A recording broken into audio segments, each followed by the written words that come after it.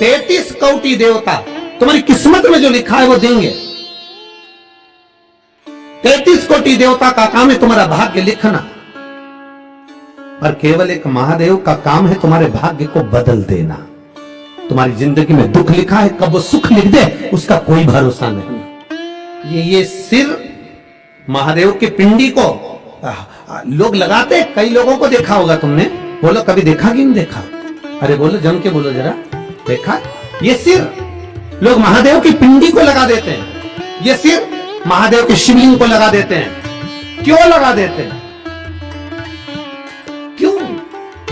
ये ललाट पर जो दुख लिखा है, ललाट पर जो भाग्य में तकलीफें लिखी हैं, किस्मत में जो लिखा है, बेकार कुछ लिख दिया, शिव के शिवलिंग को ये शीश लग जाए, महादेव का स्पर्श मात्र हो जाए, ललाट पर लिखा उल्टा भी सुल्टा हो जाता है, सीधा हो जाता है। मंदिर से मिले हुए फूल को कहां लगाना चाहिए, कहां रखना चाहिए? मंदिर से कोई पंडित जी आपको फूल दे देता है, उस फूल को सबसे पहले कहां लगाना चाहिए, कहां रखना चाहिए?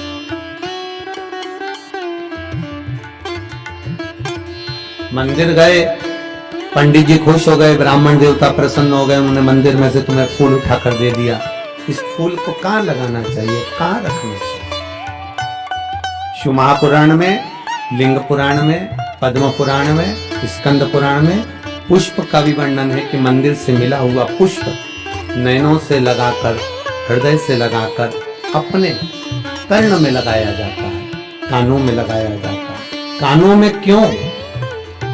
क्योंकि भगवान के प्रवेश का सबसे बड़ा दरवाजा ये कर्ण है, जो भगवान के प्रवेश को कराता है। आपने कथा सुनी, उसमें आपको मिला कि एक लोटा जल चढ़ाने से ये प्राप्ति होती है।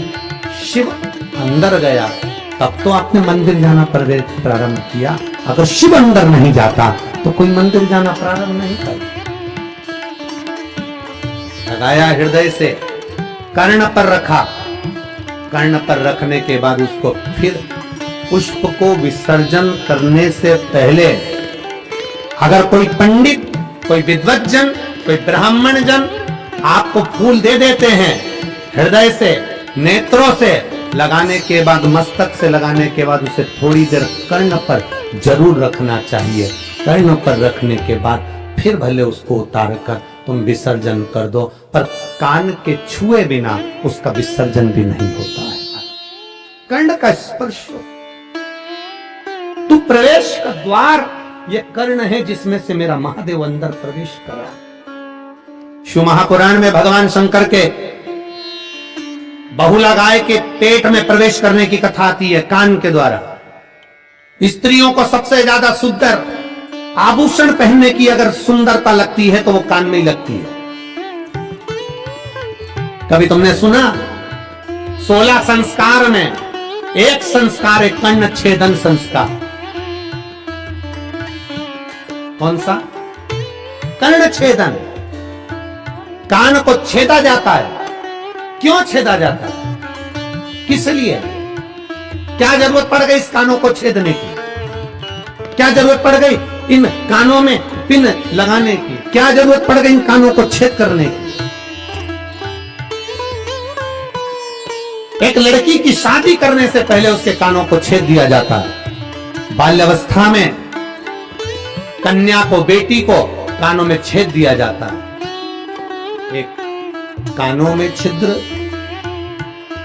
दूसरा जम के बोले नाक पर छिद्र, दोनों बड़ी मर्यादा के हैं।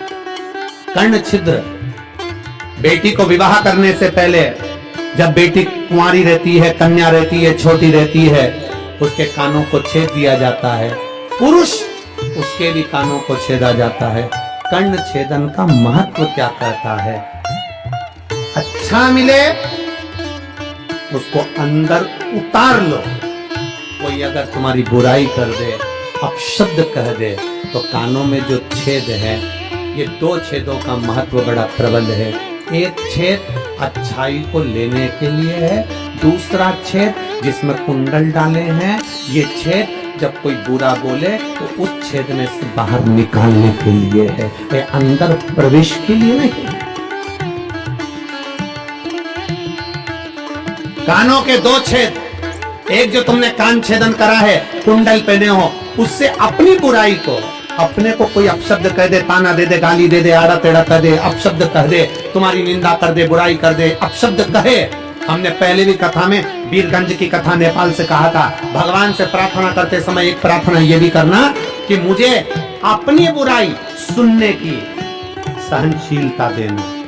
इतना जरूर करना भोलेनाथ कि लोग मेरी बुराई करे तो मैं सुन सकूं, किसी को अपशब्द ना बोलूं, वो आड़ा टेढ़ा बोले मैं सुन लूं, वो मुझे गाली दें मैं सुन लूं, क्योंकि दुनिया के लोगों को सुनने की आदत खत्म हो गई। बेलपत्री की माला बना रही हैं, मंदार के फूल उसमें लगा रही हैं। बेलपत्री की माला में सुई का प्रयोग नहीं होता, तुलसी की माला में सुई का प्रयोग नहीं होता। जरा ध्यान देना, शमी के